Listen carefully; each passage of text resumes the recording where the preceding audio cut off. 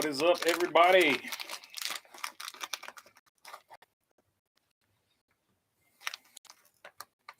So we got a bunch of stuff to cover. Stuff kind of went crazy today. Alex Bowman will miss another race because of the new car being too stiff in the rear. Haley Deegan is making her first Xfinity Series start in Las Vegas on October 16th, I think. So let's see. Let's jump on that. I'm pretty sure Alex Bowman's going to be the big one we talk about here. So let's talk about Alex Bowman. What did he have to say about stuff here?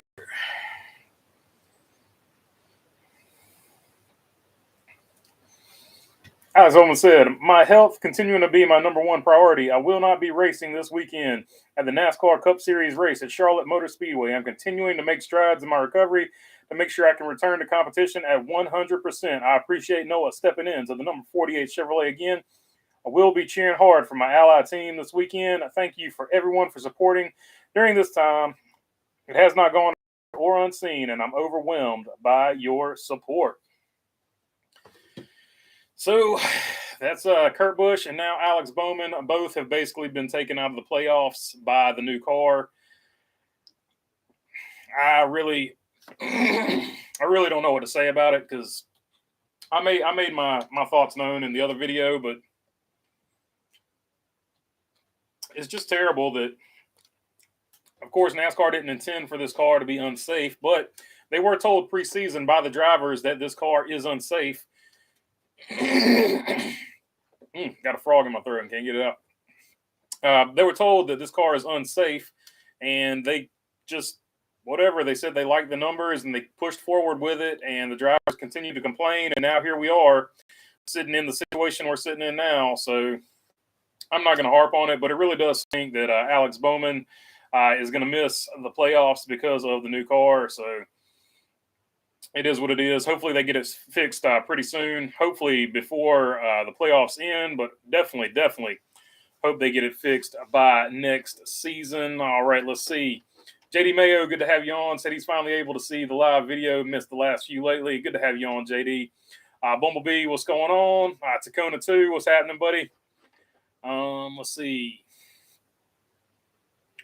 Ryan Roman, Philadelphia Eagles news. What's going on, man? Jalen Hurts is killing it this season. So the Eagles are flying high. Molten Rage, fixed this piece of garbage car. NASCAR, you just messed up someone else's championship hopes because this is garbage. Enough is enough. Yeah, man, I think for sure that's how a lot of people feel. This season started off pretty good. We had a bunch of different winners. There was all this positive momentum. Like everything, for the most part, there was some gripes. There was definitely some complaints. But then when Kurt Busch got hurt, it seems like from there it is sort of tapered off and sort of gone into this. It's snowballing the other way. Where it all started off mainly, all the fans were excited about all the new winners and stuff like that. Now it seems like the momentum has definitely gone the other way about the new car, and it's definitely because of safety. Nobody wants to see their driver getting hurt. Mark Martin, fan for life. Appreciate the super chat, buddy. He said, like I said before, I no longer care who wins the championship, only that no more drivers get hurt or worse. And I think everybody can echo that statement right there. The other thing this does is Chase Elliott's definitely your clear favorite. Chase Elliott has had the best season, but this definitely puts like a little asterisk, beside whoever is going to win the championship, because you've had two guys now, Kurt Busch and now Alex Bowman, are going to get knocked out of the playoffs because of the car. The counter argument to that is people in the past have been knocked out of championship hunts for getting hurt too. That is true, but this new car definitely has a design flaw. NASCAR has finally acknowledged it has a design flaw, that they are going to fix it. And of course, the counter argument to that is NASCAR says they're going to fix it, but NASCAR also said they like the crash numbers they're seeing on this new car and ignored what the drivers were saying. So the same organization that said we like the crash numbers is the same organization saying, yeah, don't worry about it, we'll fix it for next season. So, or the fix is coming down the pipeline, or whatever messaging that you've heard from the drivers, which is 100% definitely from NASCAR this week. The Hump, what's going on, buddy? He said, hello, old bearded one. Tacoma 2, I hear a lot of people are saying that the race was boring. I don't get it. I think it was awesome. Great side-by-side, two-line racing, chess move type of racing. If you judge the race on crashes, you're not a fan. Yeah, I think the race was really good, actually. Aside from, I hated that caution at the end. It was the right call. Daniel Hemrick was stalled out on pit road. A lot of people didn't like it, but that was the right call for safety. I did hate that last caution, but there was some good side-by-side two-lane racing. It really reminded me of back in the day. It kind of reminded me of some of that 90s style Daytona racing and Talladega plate racing back in the 90s, where you did have two lines, and those two lines were always pushing, and you had to pick which line was going. It did kind of remind me of some of that racing, and it was a very technical. Oddly enough, it was a very technical race. You picked the right line, and that's what you did back in on the right line, and that's what these guys were having to do because, like they said, it was harder to pass. I'm not buying into it was impossible to pass, because I think Chase Elliott showed at the end of that race that was not impossible to pass. You just had to make some risky moves, and he made some risky moves, and he pulled them off. And some great pushes too from Eric Jones and Michael McDowell. Great pushes from them as well, respectively. So everybody had a really good race. I thought it was a very entertaining race. I'm with you. I don't agree that it was with the people who said it was a boring race. Cassandra Keller said, "What's up from Idaho or North Idaho? What's going on, Cassandra? What's up, North Idaho? Swan Dog, what's up? I can't believe Bowman is out. That's just crazy. I can't wrap my head around this. Where we are now. Yeah, it's just it's been a pretty good season. We've had a bunch of different winners. There have been some positive things, but this overwhelmingly is a bummer because you never want to see guys get hurt. Yes, it's a dangerous sport. Yes, they know what they're signing up for, but it doesn't need to be overly dangerous. Like this car, as far as the front and rear impacts, has taken a step backwards. They're too stiff. They need to be fixed. NASCAR says they're working on it. But NASCAR also said the counter argument of that, of course, is NASCAR said they liked the numbers they saw before this started. So hopefully NASCAR gets this figured out pretty soon because we don't want to see anybody else gets hurt. Douglas Serrano, what's going on, buddy? Hey, BB, Deegan is racing the 07 at Vegas, and the new car sucks. Yeah, so let's talk about that real quick. Hailie Deegan is making her first start in Xfinity. I think it's well-deserved. She has also come out and said she does not know her plans for next year. They are not set in stone yet. A lot of people are speculating that DGR is going – I always want to call it DGR Crosley, but it's just DGR now. DGR is going to switch over to Toyota, and Hailie Deegan may or may not be switching over to Toyota. I think her contract is still with Ford. So if DGR switches over to Toyota, it is possible that Hailie Deegan is driving something different next season. Possibly she will be full-time green light number 07 for Stuart Haas. We could definitely see that happening. If she stays in the Truck Series, I don't know exactly which Ford team she would go to if she stayed down there in the Truck Series. So I think that was also an interesting thing to note there. Moulton says there are 39 entries for Charlotte, the Roval, Joey Hand in the 15, AJ Allmendinger in the 16, Ty Gibbs in the 23, Daniel Kvyat, I can't say his name, Loris Hezemans and in the 27, Bubba Wallace in the 45, the 48 of Noah Gregson, the 50 of Connor Daly maybe, and JJ Yaley in the 51, Mike Rockenfeller in the 77, and Josh Williams in the 78. So that's pretty cool to see right there. Dang, I had something else I was going to say, but it totally left my mind right there. But yeah, that's a pretty cool international lineup there. The Roval, you knew you would get a pretty cool, diverse international lineup. Let's see. And which one of the is JJ Yaley filling in for Cody Ware? Is JJ Yaley filling in for Cody Ware? Cody Ware couldn't make it because his ankle is hurt or whatever. So he is. I think JJ Yaley is filling in for him. That's what I wanted to talk about right there. Philadelphia Eagles news. I'm a Chase Elliott and Kyle Larson fan. Well, you got a good chance this weekend. They have both been pretty good at road courses. Of course, you can't count out Tyler Reddick and Daniel Suarez and Ross Chastain. Those would be off the top of my head my favorite picks for this track. as far as the road course goes, JD Mayo, 6 cautions were good. Let an actual playoff driver win. Yeah, for sure. It was sort of odd that we hadn't had a playoff driver win in the playoffs yet. So Chase Elliott becomes the first playoff driver to win in the playoffs. He continues his phenomenal season, 5 wins. He could have several more if it wasn't for some bad luck. But he is, and I think he's got like 787 laps led. So if he can continue to lead laps and stuff like that, he is creeping into sort of that Kyle Larson territory from last season. Had such a great season. I don't think he will get to 10 wins, obviously, with this few amount of races. But like I said, if he had some things bounce one way or the other, he'd be close to that 10 win mark too. But he's definitely had a heck of a season. We'll have to see if he wins the playoffs, though, because that's the thing with the playoffs. It doesn't matter how good your season is. All that matters is making it to that last race and doing good in that last race. Epileptic Bumblebee says, what's the deal with 3F Racing? The new team, I thought they were supposed to debut this weekend. I don't see them on the entry list. I don't know. They had a lot of good momentum behind them. It is a professional team overseas. I don't know. I guess they missed their deadline. But I did not see them on the list either. So we will have to keep up with them and follow them as it goes. John Crane says, College Racing is having an open house tomorrow, 10 a.m. to 2 p.m. Drivers will be there. Good point there, John Crane. I'm really interested to see who is going to be their other Xfinity Series driver now that AJ Allmendinger is moving up. I think that's a great move for them. First off, by the way, I think AJ Allmendinger should have been there the entire time anyway. I know a few people have said he didn't want to do the full-time NASCAR Cup Series schedule, but apparently he has had a change of heart, a change of mind. So that's a great move for them, but I do want to see who they put in that Xfinity Series car going forward. Rajah Caruth, Brandon Brown, there's so many people you can pick from. That thing's wide open. People like Jeb Burton have drove for him in the past.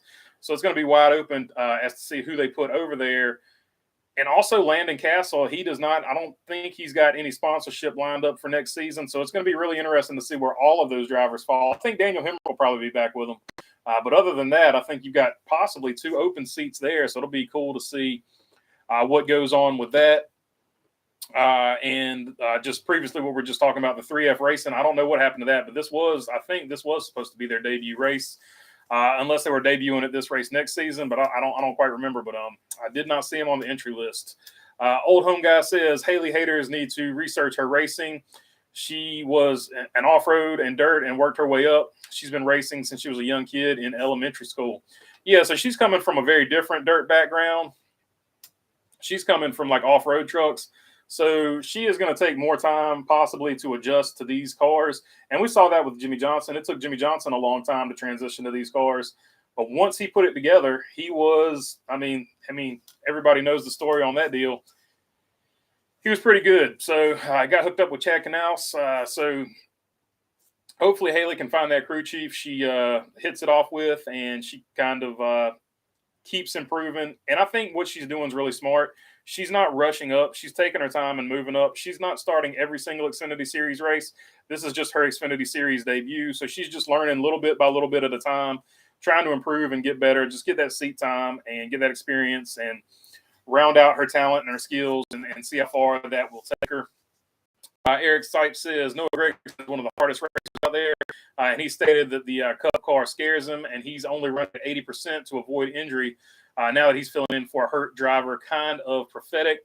Yeah, that was a very interesting quote, and I saw the video of that, and he didn't want to risk it in the Cup car and cost himself an Xfinity Series title, is what he's saying. I think if he was just running for Cup Series points, we would see a different driver, and I think we are going to see a different driver next season when he is in that 42. But by his own admission, he's taking it easy on the Cup Series side, playing it conservative because he doesn't want to risk getting injured in that Cup car and cost himself a chance at an Xfinity Series championship. Molten Rage says, update on 3F Racing. They're still trying to find a driver, Bumblebee. So Molten Rage has the update for you on that one. They're looking for a driver. They have not decided on a driver yet.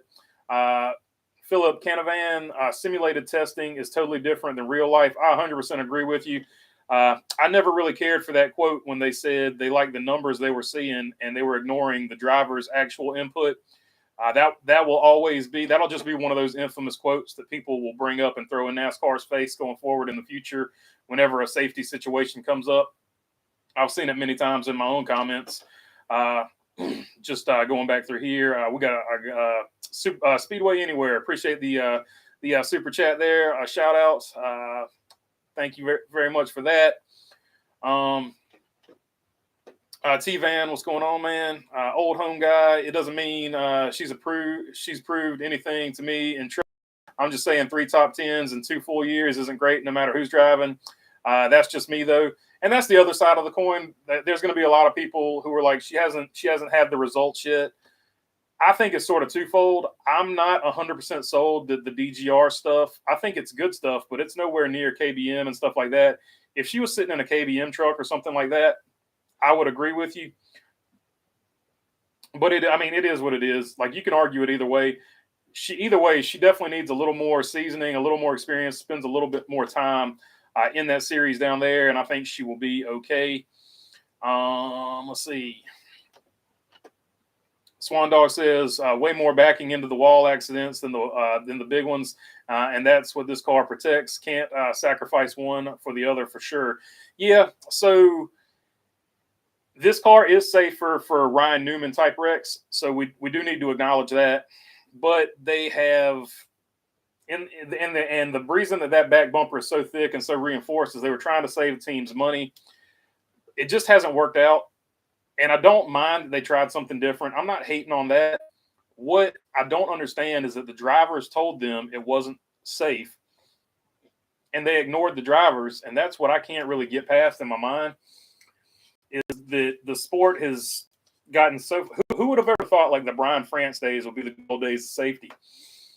But the sport – one thing I will give the Brian France regime is once safety was an issue, they jumped on it because they were the regime that dealt with the Dale Earnhardt situation.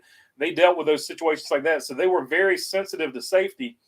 This new administration does not seem to have that emphasis on safety. I'm not saying that they don't care about the drivers. I'm just saying they don't have that same response time, that same emphasis on safety that the Brian France regime had. If you look at how the Brian France regime rolled out the car of tomorrow, they raced it a few races. They saw what it was like. They didn't introduce the whole car at once in 1 year because they wanted to test it out and see what it was like. I think that would have been a better rollout plan for this particular car. Run it 16 or 17 races, see what you've got. That way, if you run into a situation like we're at right now, they could have pulled that car back and we just raced the previous generation until they figure out what they got now. But because they went all in with this car, you can't do that now. You can't say, oh, this didn't work out quite like we liked. We're going to, tweak a few things here. And while we tweak a few things here to keep the drivers safe, we'll run the previous generation. So for all the criticism that the Brian France, and I've heaped plenty of criticism on there too, the one thing they did have was foresight in introducing a new car, and they also had foresight in safety, and they seem to have been a better response, more responsive to safety than the previous administration. And I'm not trying to trash the previous administration. They just messed up, and that's just all there is to it. And hopefully they get it fixed because we don't want to see any more drivers getting hurt. TJ Moorshed, amazing how good of a super speedway race you can have when everyone races with a little bit of respect for each other's lives and well-being. That is a good point, TJ Moorshed. I think the biggest they can say what they want to, but when Alex Bowman got hurt, I think everybody got a reality check and they started racing like they had some sense, and they stopped throwing all the crazy moves that they would normally throw, and they race with some respect. And when they race with respect, you get the product that you got this weekend at a super speedway, and that is a really good race with some good clean passing, and there was no big one. So I think that is a great analysis there. Fender Greg says AJ has aged well, like he's eternally 35. Yeah, that guy's got a ton of energy, and he's still getting it done. Bumblebee said, yeah, Yaley is in for wear. That's something I was talking about earlier. I wasn't sure about. T-Van, love the Dinger coming back full-time cup racing. For sure. I think everybody loves the Dinger. He's just one of those guys. Had some bad luck with a supplement, derailed his career, but it's good to see him back and kicking butt. Robin Mark says, howdy from Canada. I'm late, but here. Glad you harped about safety. That's why I was cheering for Chase on Sunday. He said safety was backwards, and they deserved it. Fast cars, but bad tires. For sure. Definitely, hopefully they get the safety thing figured out. And I was glad that Chase Elliott spoke up about it. It takes leadership from the bigger names in the sport to get the ball moving sometimes. And I'm glad he came out and finally said something about it. So good on Chase Elliott. Swan Dog, if Bell wins the Roval, does he go to the top of the championship points? No, he does not, because Chase Elliott has a win. Or 5 wins, I should say. But it would definitely move him up basically bonus points wise when they reset or re-rack the situation or whatever it does. But it would lock him in. So, yeah, he would be locked in. He just wouldn't go to the top of the thing because they're going to do another reset in points, and Chase Elliott will still have the most bonus points via the 5 wins and stuff like that. Molten Rage says, update on New York Racing. Original owner has been arrested for something along the lines of tax fraud, most likely never to be in NASCAR again. Thank God. Yeah, that situation has always been a mess. Good luck to them over there with that. Camaro 50, good to be. Allmendinger said he still hates super speedways, even though he won the Xfinity race. He's going back to Cup full time next year. I thought all 3 Talladega races are good. That's a good point. All 3 Talladega races were awesome. Good comment, Camaro 50. And yeah, that was one of the greatest things ever. When they interviewed AJ Allmendinger in Victory Lane, they said, "Do you still hate or something along the lines? Do you still hate super speedways?" He said, "Yeah, I still hate super speedways, but I love winning here, and I love the fans at Talladega," or something like that. So that was a really cool quote. Brandon Brown to the 16, make it happen, people. Yeah, that we should start that. That would be cool to get that movement going. I'd love to see Brandon Brown, even if it's just part-time, drive part-time for a good team like Colleague. That would be really cool because it wasn't his doing. He was just the wrong guy in the wrong place at the wrong time, and it's hurt his career. It stinks. Douglas Serrano, Haley needs to win a truck race first. Yeah, I agree with you, but her going part-time in Xfinity, I don't have a problem with that as long as she stays full-time in trucks. Now, if she goes full-time Xfinity, it won't be the first time a driver has not won a truck race and then goes full-time Xfinity, but I don't necessarily think it's the best idea unless you get an upgrade in equipment. Like I said, I think DGR Crosley is really good, or DGR, I did it. I think DGR is really good equipment, but I just don't think it's on the level of like the Kyle Busch and the Toyotas out there. So I will say that. Danny Moore says, good show. Keep it up. I appreciate it, Danny Moore. I will try to keep it up. Also, Team Stange will try to get a license. So Team Stange is trying to come in with their license, and that is such a weird name. I want to say Team Stang, like Mustang, but I guess it's Stange because they got the E on it. I don't know. I need to get a confirmation on that. I probably butchered that. I barely speak the English language if you hear my accent, so doing the best I can with different names here. Douglas Serrano says, I'm calling it now. AJ will win back-to-back at the Roval, and Sam Mayer will finish second again for the second straight week. Yeah, Sam Mayer is sort of turning into the Carson Hocevar of the Xfinity Series with stacking up all these second-place finishes here recently. Let's see. Old home guy, EB48, you just described 2/3 of the truck series. Yeah, for sure. Let's see. Hello from Prescott, Arizona. What's up, Prescott, Arizona? That's George Hassler shouting them out. John P. Let's see. John P. says, hey, Baloney, can you pop your tarp off and show us some of that chest lettuce? I'm not going to do that. The world's not ready for that, and that's against YouTube toss, I'm pretty sure. But I'm not 100% on that. Let's see, Tacona 2, John P., one of my buddies from back in the day, by the way. Not an actual troll. Brandon Brown got screwed because of politics. It's a shame. He should have been the highlight of his career, says Tacona 2. Yeah, it's such a bummer. The dude won a race, and it, in a way, has hurt his career. I'm not going to say it's ended his career because he's still out there fighting to keep his career going, but it has seriously hurt it. There's no doubt about that. Bumblebee says time will tell on Deegan for sure. Yeah, and that's what I'm saying. She's still a young kid. She's got plenty of time to get better. I'm not saying she's ready for anything yet. I'm just saying I appreciate the fact that she has enough money to go cup racing. Honestly, if she really wanted to, but she's choosing to stay in the lower divisions because she wants to get better at her craft before she makes these big jumps upwards. So I'll just call it like it is. If she wanted to be Danica Patrick, she could be racing Cup right now. I'll just go ahead and say that. Bumblebee says Hocevar is silly as heck. No doubt about it. What do you think of Hocevar's dead stomping sideways right in the middle of the backstretch apron at Talladega? I think it was dumb, to be honest with you. And then the fact that he admitted to doing it on the radio was even dumber. But, I mean, he's a young kid. They're going to do dumb stuff.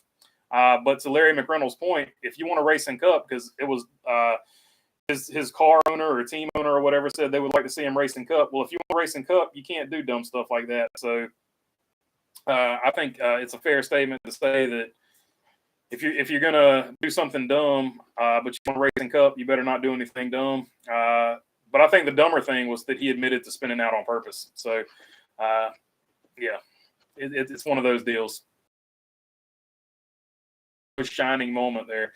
I would love to. Doesn't deserve the LGB chance did to his career. Literally did to his career. Yeah, it definitely hurt him, and it was just nothing. It's just one of those weird things. Like I said, wrong guy, right place, and it derailed his career so far.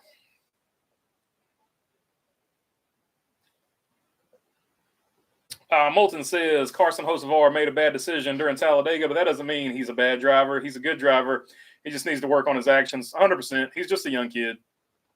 And like I said, these young kids just need to sort of get their emotions in control, get their feet under them before they go to Cup and stuff like that. Fender Greg says the two effect. I see NASCAR brass being more vocal about future improvements to the car and concussions this season. Yeah, they need to come out and say something, and they finally came out and said something. So hopefully in the future they won't be as silent about it. They won't continue to ignore the drivers. Hopefully they'll have a better working relationship with the drivers in the future and take safety when the drivers raise it up as a concern a little bit more seriously than they did this year. Sonny V. Hamlin wussed out on his comments. What a disappointment. Yeah, he backtracked a little bit. He made some strong comments earlier in the week and then sort of backtracked on them on TV. And he just sort of, that interview on TV, he sort of got to where he was flip-flopping. I feel like NASCAR had some strong words to say to the drivers in the drivers meeting because you saw a lot of drivers come out and say some various things. I'll actually probably make a video on that either because Ross Chastain had some interesting comments about what Denny Hamlin said. So I think I will address that. Douglas Serrano says Hocevar and Deegan need to step it up next year and beyond. Yeah, no doubt about it. They got to start getting some results. Hocevar's had plenty of results. He just needs to get a win. Haley Deegan needs to start getting some consistent top 10s. That's what I want to see out of her. Old home guy said hard rigid rear clips is part of the protecting the IRS, much more structure. Independent rear suspension is what he means by IRS. Much more structure than trailing arm style cars the last 40 plus years. Yeah, they add a lot of stuff for that. And then, of course, on TV, they gave the excuse, and I'm just going to say it's an excuse because it was a poor attempt at an excuse. They're like, oh, it's to protect the fuel cell. I was like, yeah, but the old style of what they had on there protected the fuel cell too. So we know how to protect the fuel cell. That was probably the lamest part of the propaganda that NASCAR told NBC to put out there. Mark Barnum said, I like him epi, but he has done some stupid stuff this year. Talking about Hocevar, yeah, he's a young kid. He's gonna do some stuff as long as he doesn't do dangerous stuff. That was fairly dangerous, looping it in the backstretch of Talladega, but there were no other cars coming. But it still wasn't the worst idea. And admitting to it, even worse idea. So sort of is what it is. Beast 1624. This Dega race was one of the most exciting. Intense from start to finish. No long, boring freight trains, and no big one. I agree. I thought it was a fairly entertaining race all the way throughout.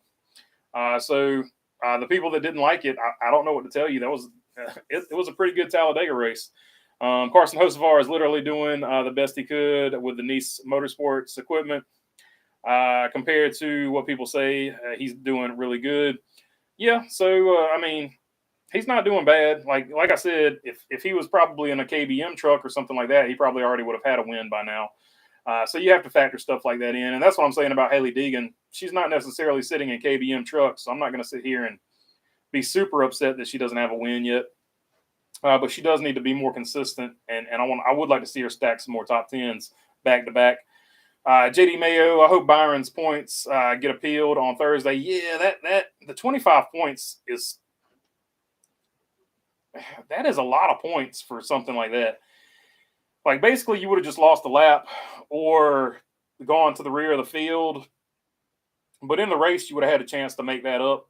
He didn't have a chance to make that up, and he definitely wouldn't have lost 25 points if it was penalized on the track. But then again, he shouldn't have done it either, so there is that. You do have to penalize him something, maybe 5 or 10 points max if you're going to penalize him points, but I wouldn't have penalized him 25. That's, especially with this particular format, that's a lot of points.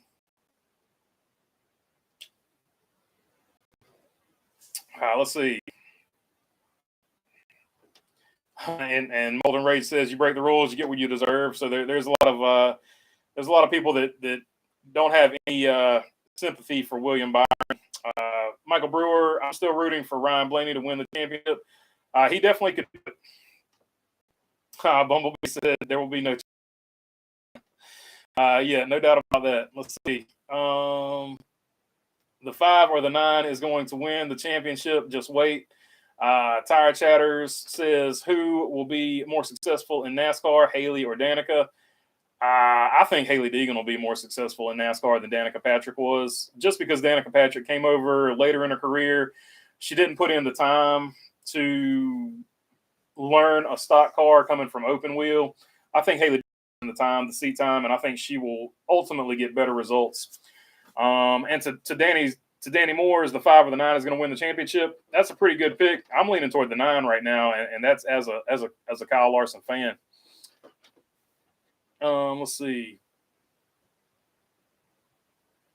TJ Moorshed says, watching BB and play in NASCAR Thunder 2004. What's your favorite old NASCAR game, if any? The EA Sports Total Team Control. That was my favorite retro NASCAR game from back in the day. And my favorite commercial from that era is EA Sports NASCAR 2000.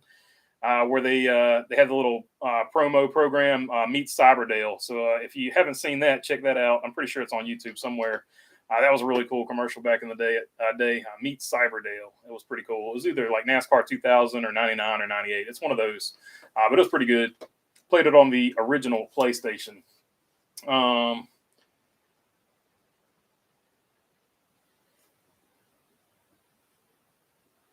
Mark Martin fan for life, talking about what we were just talking about. Everybody thought Rick Hendrick had lost his mind when he picked up Jimmy Johnson. Said that kid hadn't accomplished anything. Basically, what I'm saying about Hailie Deegan here, she's not sitting in necessarily the greatest truck in the truck series, and she has had some good runs. So if she can get in proper Xfinity Series equipment, like really good Xfinity Series equipment, then I would say go ahead and move to the Xfinity Series because you're going to be sitting in better equipment. But if you're making a lateral move to a mid-tier team in the Xfinity Series, I don't see where you're gaining anything in that particular situation. Danny Moore says she needs 2 more years in trucks. Yeah, just 2 more years in the lower levels, because I think the trucks are actually more competitive than the Xfinity Series right now, in my personal opinion. Let's see. Molten Rage says it's David Reagan appreciation time. 7:30. Go ahead and give your appreciation for the GOAT, David Reagan. Let's see. Mark Barnum, agree, Danny. My guess is that she will not move to Xfinity full-time. Yeah, I don't think she'll move full-time until 2024. I'm with you on that. Like I said, she's taken her time so far. I think she'll continue to take her time. What does the future hold for Benedetto now that his NASCAR truck win at Dega?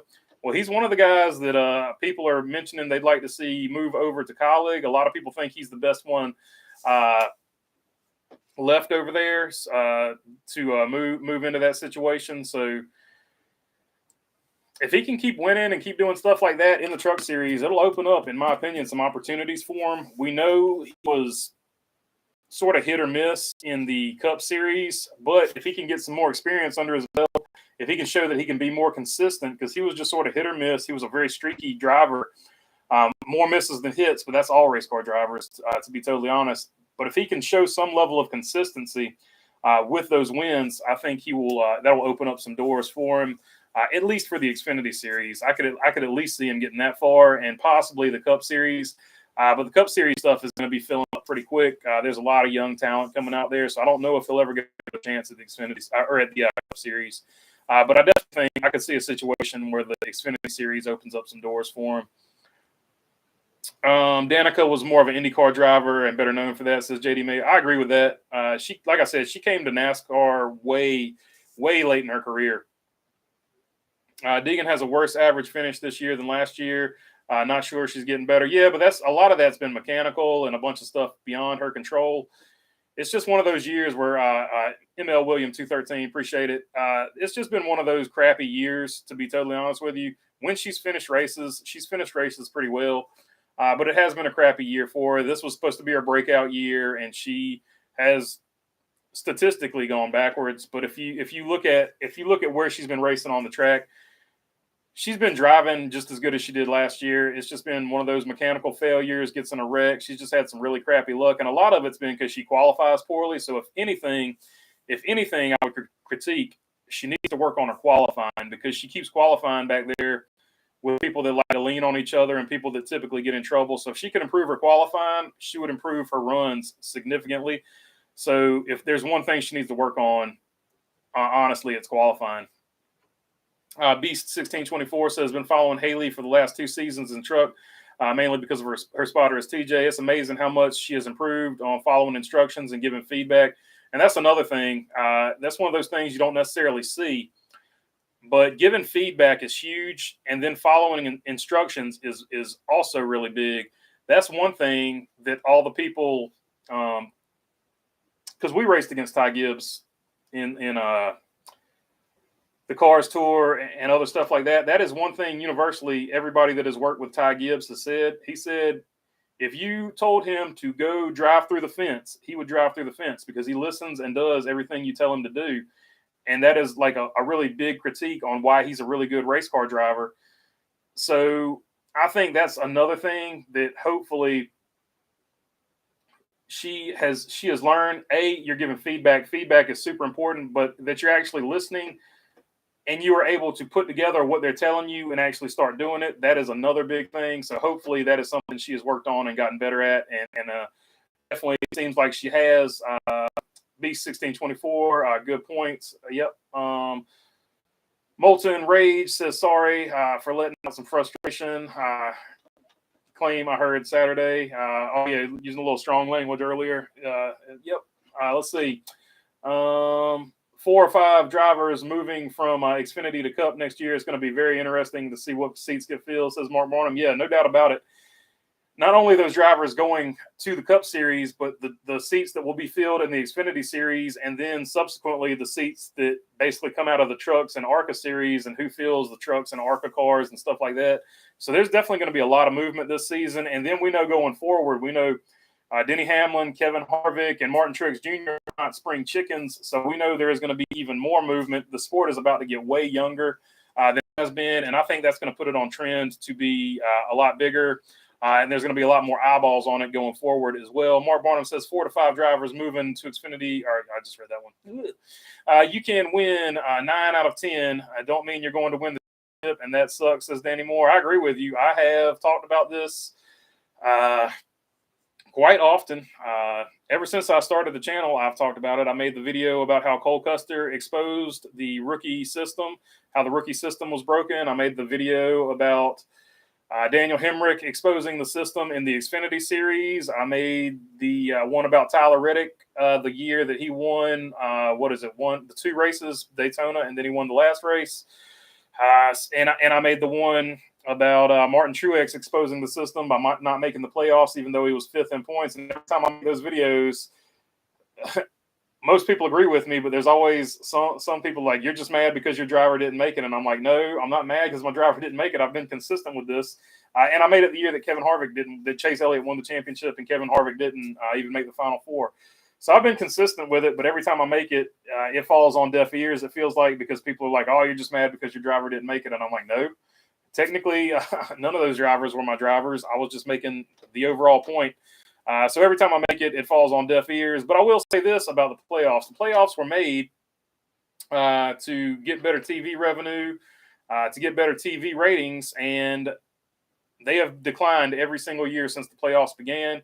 So if their goal was to bring in more TV revenue to get more eyeballs, they have failed. And if it has failed and that was the sole purpose or sole intention of it, then it's time to take a look at it, reassess it, and do something different.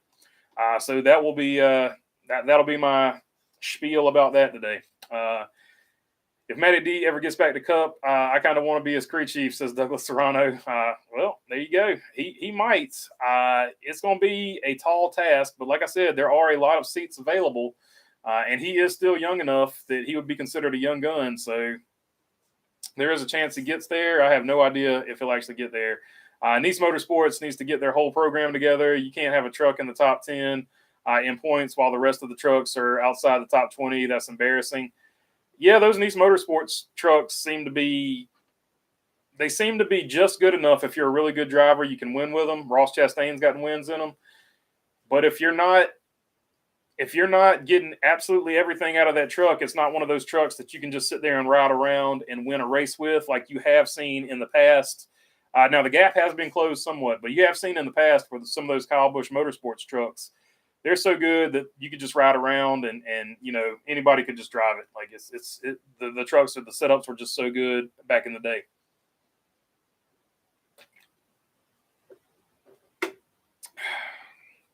What is the 24 team appealing? We know that he hit him on purpose under caution, so they're just hoping for the best. Maybe pay more money instead of points or something. That's what I think they're. Yeah, Swan Dog. That's exactly what I think they're appealing. I think they're appealing exactly how many points were taken away, because it pretty much everybody universally agrees the points taken away were excessive. Nobody is disputing the fact that he should have been penalized, and he should have been penalized in the race. Really, no excuse for NASCAR missing it, to be totally honest. I mean, it was right there, but they missed it. And if you're going to penalize them, 25 points is almost a full race worth of points. I think that's a bit excessive. I think maybe 10, 15 points, that's fair. But 25 points is almost a race's worth of points. So I don't think that that's really a fair implementation of the penalty. But at the same time, he shouldn't have did what he did either. So, but I do think the points taken away is excessive in my opinion. Brandon Brown should have copyrighted "Let's Go Brandon." Yeah, but I think he didn't, because he wanted to distance himself. At least at the very first of it, he tried to distance himself from it. Then when he felt like he was backed into a corner, he tried to embrace it and get sponsor money out of it. By then it was too late. Then he had pissed off one side of the aisle because he did embrace it. So it just there was no winning for him in that situation. There was nothing he could have done to win. Like one side of the aisle didn't like it because he was the person they were chanting about, and he tried to distance himself from it, and they didn't like him. Then he embraced it, and they really didn't like him. So he was just in a lose-lose situation. He had nothing to do with it. It's just, just some dumb political stuff, to be totally honest with you. And he got caught up in it, and he had, nothing to do with it. He was just the wrong person at the right place, and it messed him up. Something that was honestly kind of glossed over in the broadcast when they did talk to him, almost all negative 41 being in the top 10. It annoyed me how negative they were on him. Like, come on. Yeah, he had a good run. Like, but Cole Custer is just having a bad season. He'll be fine. Danny Moore says, do you chew Big Red? I chew cinnamon gum, but it's not necessarily Big Red. I usually do Wrigley's because they still have the I still like the shiny wrapper. Big Red doesn't do the shiny wrapper anymore, but Wrigley's does. So I do Wrigley's for sure. Justin Pearson, do you think this situation will hurt Alex Bowman's career, the lack of seat time, if he goes as long as Kurt did being hurt? It's hard to say. I think I'm in the minority that thinks Rick Hendrick is going to stick with Alex Bowman, because if you replace him with somebody, you got to replace him with somebody that's got a ton of upside. And right now, I don't see anybody with a ton of upside that's going to get quite as many that Hendrick can go get. I thought anybody could have replaced him.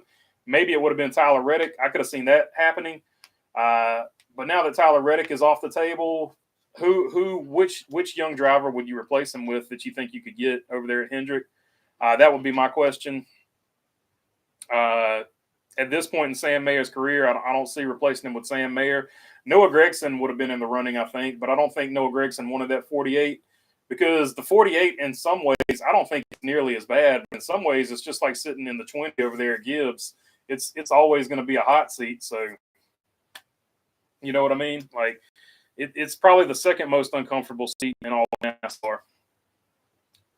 So I don't think Noah necessarily wanted it. Noah went to a team where I think he can grow and he's going to have a little more leeway to get better. So, and maybe if Noah shows something in the 42, that would be a situation where I see maybe Hendrick takes Noah out of the 42, pays out his buys out his contract or whatever from Petty GMS and then puts him in the 48.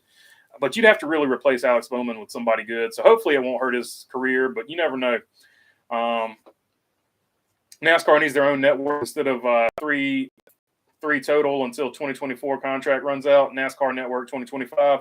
That's definitely what they need to do. And whoever hosts it or whatever hosts it. But back in the day when they had the Speed Channel, it was pretty much the NASCAR channel.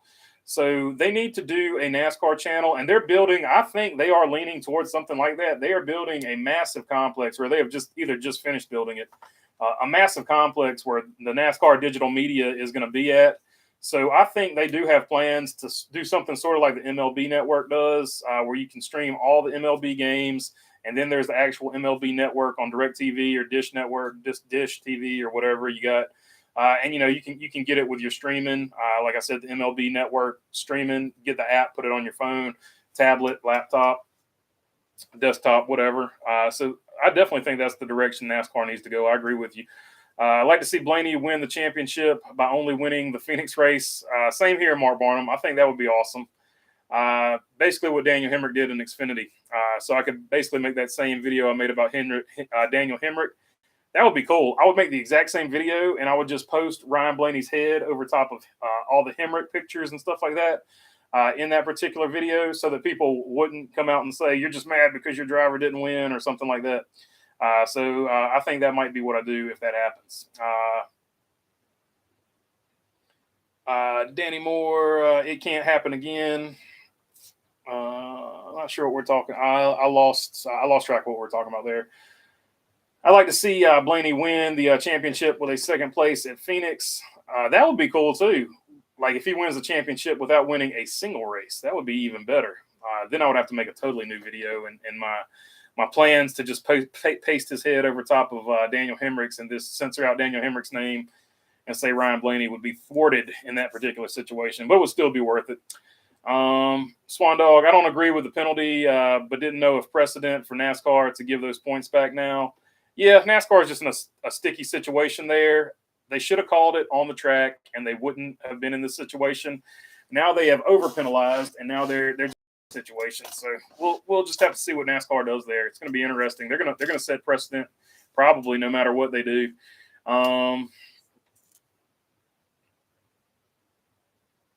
Yeah, B1624 agreeing with the idea that we need a NASCAR network like you got in MLB. Where you would have access to everything, like all access to a scanner, in-car, all that stuff.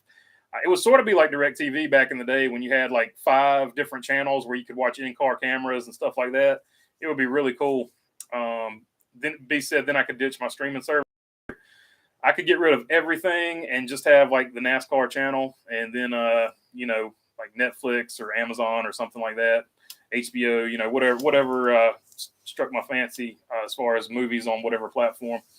I like like they were always negative on the 41, like, oh, he's being bad at being pushed. Okay, can we just be happy he's there? No, we're going to keep criticizing him for not being good at being pushed. Really, I wouldn't sweat it, Moulton. No, it's just a plate race. Stuff happens.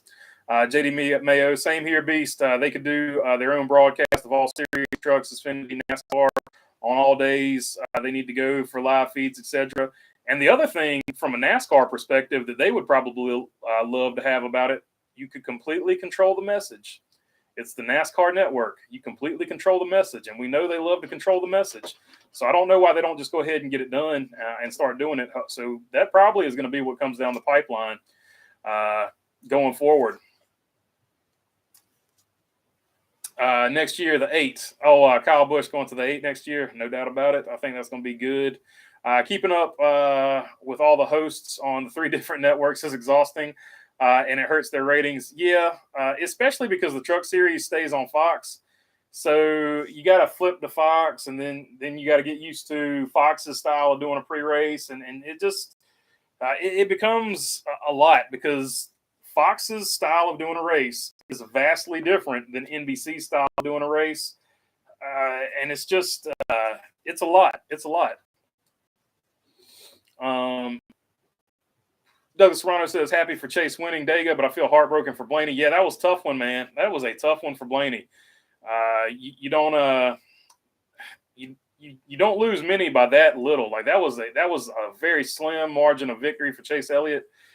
And to lose like that has got to be heartbreaking. And I mean, Michael McDowell pushed him for all he was worth, and Eric Jones pushed Chase Elliott for all he was worth. It was just, man, it was just a close finish, and somebody's got to lose. And unfortunately, Blaney's got to lose. And you could see and hear the exasperation in Ryan Blaney's voice. You could tell he almost wanted to say, like, I don't know what else I could have done. I felt like I did everything I needed to do to win that race. And he did. It didn't bounce his way that day.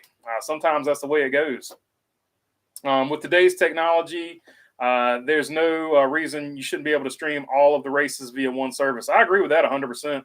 100%, X-Dude, too. Yep. And I think once the TV contracts run out, if NASCAR doesn't make that move, then they have missed a massive opportunity, and it's going to put the sport behind however many years they sign another TV contract for. Hot take, Michael McDowell will be in the playoffs next year, mark my words. And I'll just go ahead and say it. I think NASCAR should enter an agreement with Amazon and just get it done and put it on Amazon. Because right now, the only sport on Amazon really of any note is football on Thursday nights. So I think they're missing a prime opportunity to go and partner with somebody like Amazon, and that could put NASCAR at like a whole nother level, or YouTube, or somebody like that. But I see Amazon being a really big win. YouTube would be a really big win too. I think those would be the 2 platforms that you would want to go on. NASCAR needs a page from 30 years ago with TV, TNT, Speed, ESPN, and RPM Tonight. Yeah, those were great shows. That's something that's definitely missing. There used to be RPM Tonight every night, and so you could catch up with NASCAR news, and they don't have that anymore. It's sort of a bummer. One wise guy says Bowman is out for the Roval. Yeah, we were talking about that a little bit earlier. Unfortunate. The new car has claimed another one. That's the second driver the new car is taken out of the playoffs. Of course, the counter argument to that is there's always going to be the NASCAR people that side with NASCAR. People have always been taken out of championships because of injury. This is not anything new. That's going to be the counter argument to that. But NASCAR has now admitted that this car has a design problem. So it's always, like I said, there's always going to be an asterisk on this season that the car was so stiff that it took 2 drivers out of the playoffs. And there will be no way around it, even though Chase Elliott's had the best year and hopefully he can win in the playoffs. Because I hate to see any driver, and that's as a Kyle Larson fan, I just hate to see any driver that has a season as dominant as Chase Elliott has had not win the playoffs. I felt like that way with Kevin Harvick and various other people in the past. The year Joey Logano won it, I actually hated it for Martin Truex because he had such a good season. And Joey Logano played the rules perfectly that season. They did exactly what I'm not taking anything away from Logano. He had a great season. They played the game the way the game was supposed to be played, and they changed the way the game was played going forward. Because he showed everybody it doesn't matter how many races you win in the regular season. It's all about the playoffs. And they basically put their car together for the playoffs, and they took care of business. I hate the finish line interviews. They should be done in victory lane with the crew chief and the pit crew. The team is a victory and should be celebrated together. I agree with Tacona too. And the other thing that this generation doesn't get is the hat dance. Back in the day when they were in victory lane doing the interviews, there was the guy that was like swapping hats off the driver's head while he was doing an interview, swap hat, the hat swap guy. Everybody remembers him from a certain, if you're of a certain age. The hat swap guy. That was one of the cool things about the Victory Lane interview. You would just see the driver's head get yanked like that, and a new hat would go on. So Google some old races and fast forward to the very end and watch the hat dance. That's something that the new generation doesn't really get to see. It still happens. You just don't get to see it on live TV anymore. Danny Moore says Ty has a big future to look forward to. No doubt about it. Going in that 18 car, I think he's gonna turn some heads for sure. I'd honestly love to see RPM tonight come back. Says Bumblebee. I think a lot of people would love to see that. If NASCAR does their own network, they must bring back Jerry Punch if he is willing. I think Jerry Punch would be willing, and I think he would bring his daughter with him. They have a pretty good show on PRN or MRN, whichever one they're on. What I'd like to see NASCAR do is fix what's hurting the drivers. Those race cars are so rigid, the drivers get gun shy. Says Mark Wachowski. I agree with you 100%. We were talking about that a little bit earlier with the Alex Bowman situation. No doubt about it. It's just a design flaw, and they missed it. And that's what I was talking about for the people that missed the beginning of it. You never would have thought we would think of the Brian France era as the golden era of safety, but it is, because they at least had the foresight when they rolled out the car of tomorrow. They did it for like 15 or 16 races, and then they did the other, they did the regular car for the other races. That way, if something had gone wrong with the COT, they could have said, like it has gone wrong this season, they could have pulled back and said, you know what, we're not going to run this car anymore until we get it fixed. So we'll just run the other car for the rest of the season, and we'll revisit this COT thing next year. And I think 100%, if they had done that with this car, it would have gave them an out for exactly what happens right now. So the Brian France rolling out of a new car was light years better than this new administration's rolling out of the car.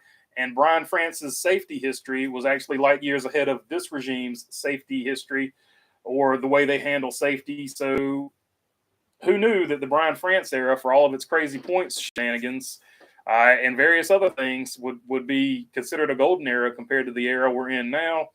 But it is what it is. There's no use crying over spilt milk. They just need to get the car fixed at this point.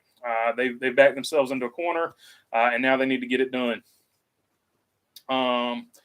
Danny Moore says Jimmy Johnson exposed the system years ago. Yeah, no doubt about it. He exposed the old system, and, well, I mean, what can you say? The playoffs have been a failure. The playoffs have been a failure. The ratings have gone down every single season. The NASCAR Chase, which is what Jimmy Johnson raced under, that's been a failure. The ratings went down for that every single season. If you look at the golden era of ratings, and you look at the point system, if you look at the golden era of interest in NASCAR, and you look at the point system, if you want to change the point system, change it to the point system where the most people watched, and that point system was season-long points. So if you want to change something, they need to change it to season-long points. That's my opinion. That's my take.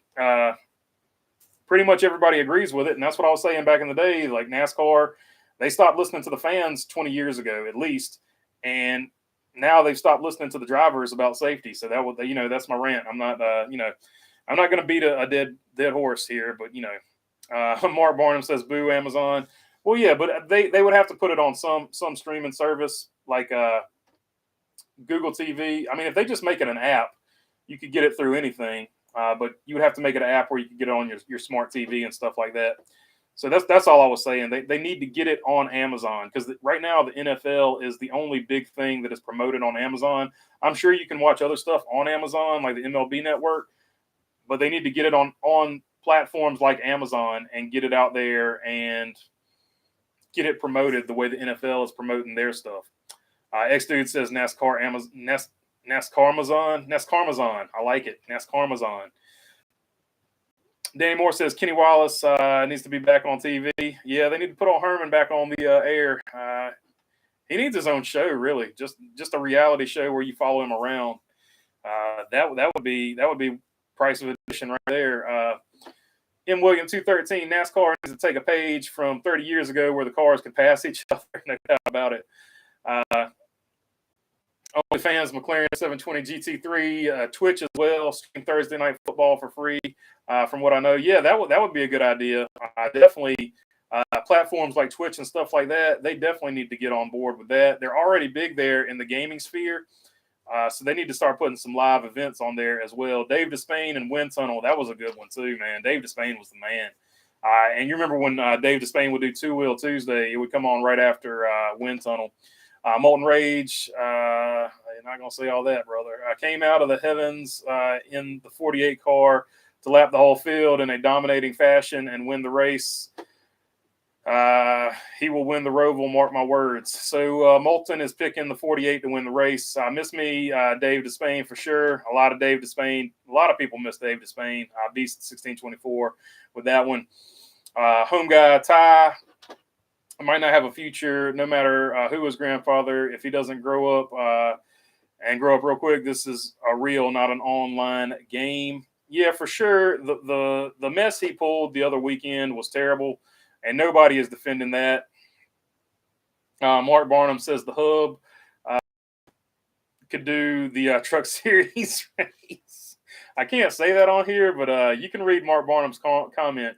He said the hub can do the truck races better than Fox, LOL. So that's pretty good. That needs to be somebody needs to make that sign for the next time Fox does something live from a truck series race. That would be phenomenal. I'm joking. Don't do that in real life. I'm not allowed to influence you to do stuff like that in real life, so don't do that in real life. Although it would be funny. Yeah, Kenny Wallace won the championship at I-55 Speedway in Dirt Modifieds. Ken Schrader owns that track. Yeah, Ken Schrader actually saw all of his stuff recently, so I guess he's just going to run the track. He got rid of all of his race cars. That was the end of an era right there for me. That dude raced everything all the time, every day. Let's see. Sometimes the TV cameras will pick up the hat swap when doing shots of Victory Lane.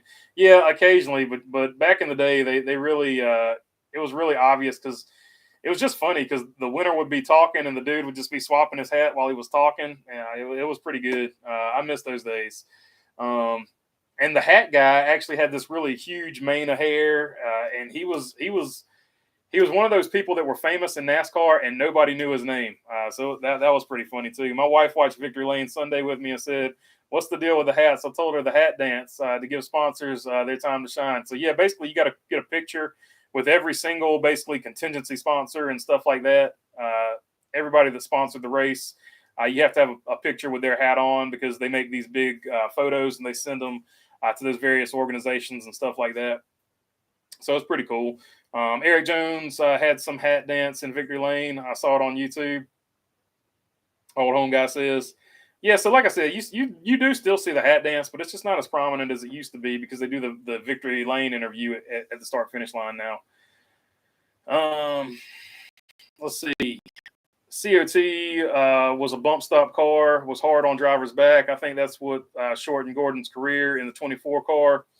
Yeah, they went with the bump stops, and the other part of Old Home Guy, and the other part of that was they went with high rebound shocks, and it just gave the cars a really stiff ride. They were almost undrivable, but they were really fast. So they actually talked about it at Talladega this weekend. So yeah, it was a combination of both of those, and bump stops are the little big spring for life. They need to throw bump stops and bump springs all in the trash. You heard it here first. Justin Allgaier to fill in. Okay, that could. I mean, I guess that could happen.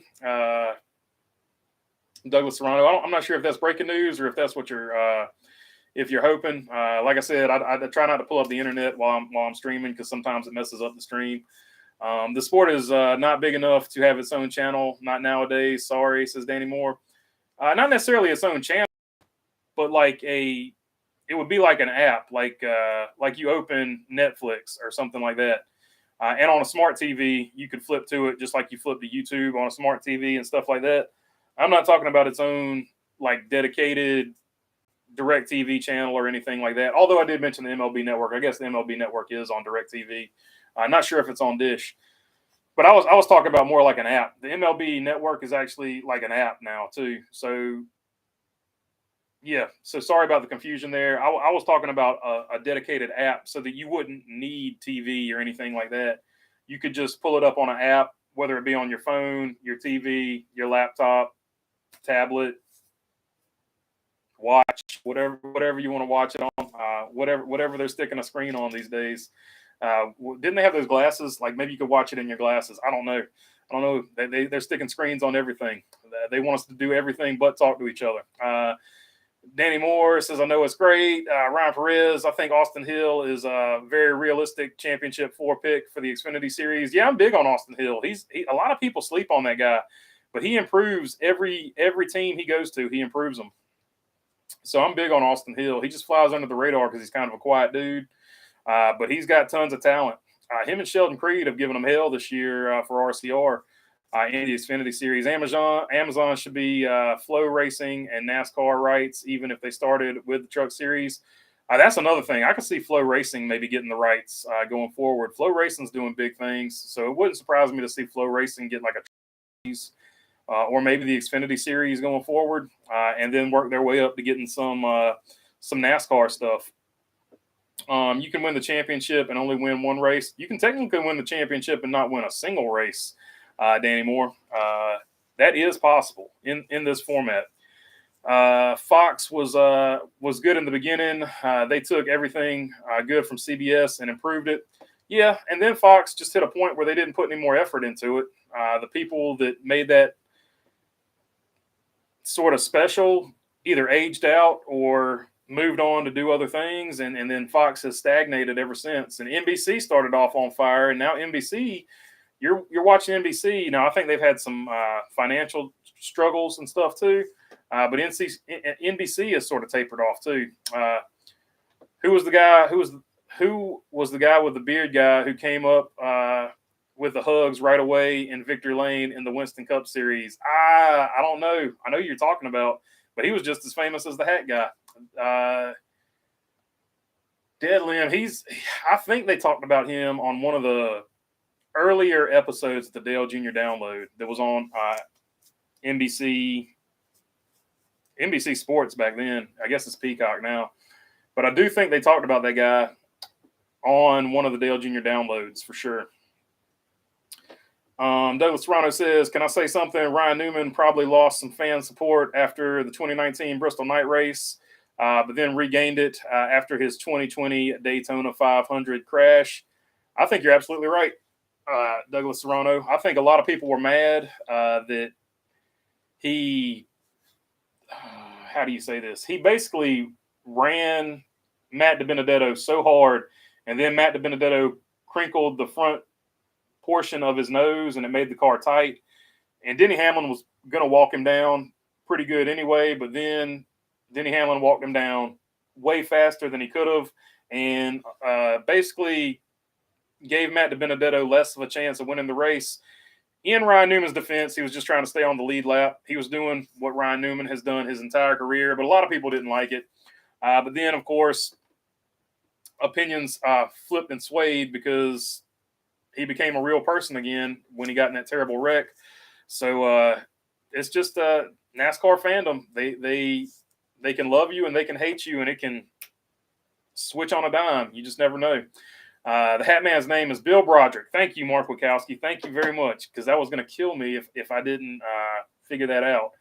I had his name. I knew his first name was Bill, but you're right. Bill Broderick is the hat guy's name. He did the hat dance, and he had some really cool hair back in the day. I think he's going through some health issues now, so if you want to lift him up in your thoughts or prayers or however you lift people up, Bill Broderick was a huge guy. The hat guy worked for Unical, so the big Unical 76, and when the 76 balls disappeared, so did Bill Broderick.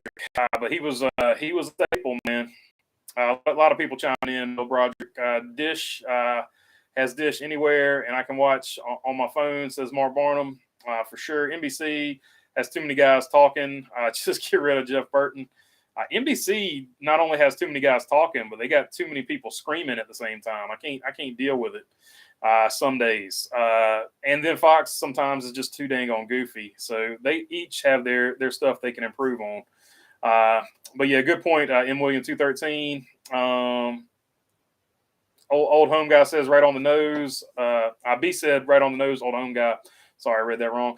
Danny Moore says, I miss that guy. Yeah, he was a staple. Like, if you're younger, you do not get what we're talking about. But back in the day, that guy was just like legendary. He would be the equivalent of the garage guys now. So the younger generation has these two dudes called the garage guys or something like that. And they're at every racetrack, at every race now, posting on social. They would be the equivalent, your generation's equivalent of the hat guy. The hat guy was just somebody you always saw at the racetrack, and you're like, oh, look, there's the hat guy. So there you go. That's that would be your modern day equivalent. Terry Labonte won the 2 championships in '84 with 1 win, and 1996 with 2 wins, but he was top 10 most weeks. Yeah, Terry Labonte, Iron Man. Not only did he like never miss a race, but every time he finished a race, it feels like he was in the top 10. He was just a super consistent guy. Heck of a race car driver. Really cool dude. He was always one of my favorites outside of Earnhardt. Earnhardt was the man, but you always have your secondary drivers you pull for. If something happened to Earnhardt, you got to have somebody to pull for to make the race interesting. So Jeff Burton and JR need to be separated. They do sound similar, and then they get to screaming at the same time, and it gets to be a bit much with how lightly tapped you can get now and get a concussion. I'm scared of Texas. 48 hit the wall lightly and got a concussion. The 41 hit the wall hard. And haven't heard anything about a concussion. I think he's all right. Bill Broderick reminded me of Grizzly Adams, B1624. That is a apt description. He does look a lot like Grizzly Adams. JD Mayo saying his name was Bill Broderick, the bearded guy in Victory Lane for sure. That is his name, no doubt about it. Unical lost the fuel supplier gig, says old home guy. Yep, no doubt about it. They lost it to Sunoco. And I actually, fun fact, I talked to the guy that did that deal for Sunoco, the chief financial officer for Sunoco, cool guy. His name is John Ruddy. He's a really cool guy, had some pretty funny stories, had some good stories about, he met Terry Labonte and Sterling Marlin when they drove for Sunoco and had some pretty funny stories about them as well. NBC broadcast is best on mute. Like honestly, like back in the day, we would put them on mute and just listen to MRN. That's to me, to this day, the best way to watch the race. Let's see, NBC broadcast. Just read that. Grizzly Adams with better hair. Old home guy. I like it. Grizzly Adams, but with better hair. That's awesome. That's a really good description. I know Matty D seems happier in the truck series, but deep down, I think he wants to get back in Cup just like AJ. I think so too. And hopefully he can have a career arc similar to AJ Allmendinger where he just keeps working and keeps getting better and just he just keeps doing it at such a high level that eventually he gets that opportunity to be back in the Cup series. That would be the best career arc for him. So hopefully he can get that done. No doubt about it. Moulton said, my prediction is I'm going to get a ratio real quickly, so I'm just going to say it. Cole Custer gets the top 10 at the Roval. Let me explain. Before you burn me, he's been really good on road courses this year. Yeah, he might be. Just have to see if Stewart Haas has a good setup or a bad setup. Stewart Haas has sort of been doing their own thing from the other Ford teams this year. So Stewart Haas either hits it or they don't, it seems like. Sunoco race car paint schemes throughout the years, throughout the series were some of the best, no doubt about it. That number 94 that Terry Labonte and Sterling Marlin drove is still one of my favorite paint schemes.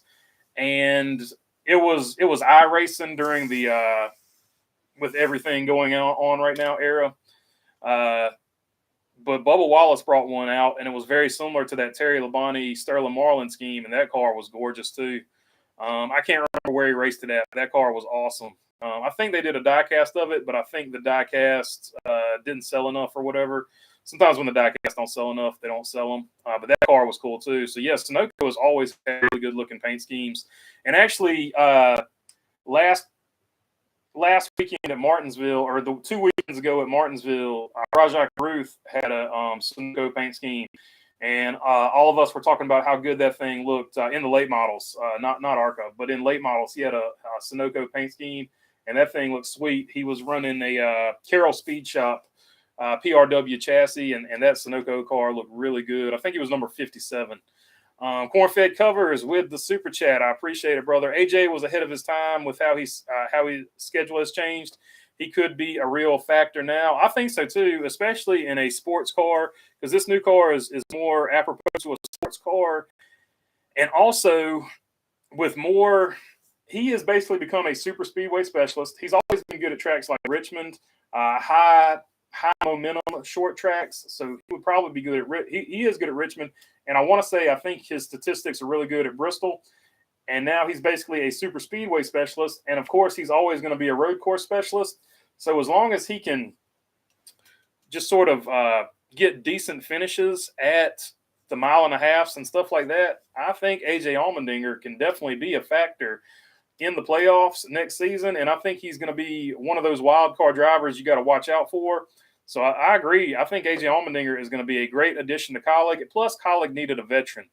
Justin Haley has a lot of potential. He has a chance to be a really good driver, but he needs that veteran driver there with him, just giving him tips and stuff like that, because he's still a super young kid. So I think it's a good move all the way around for Colleague, and I'm glad that AJ Allmendinger is back, and I think Colleague made a good move.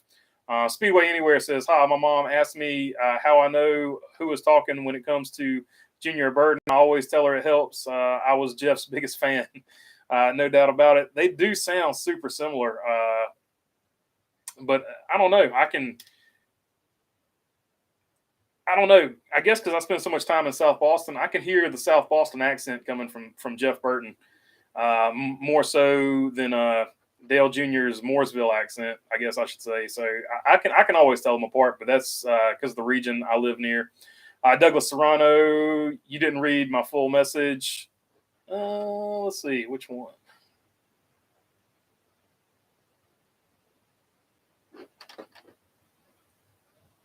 I know Matty D the truck series, but deep down, I think he wants to get back in Cup like AJ.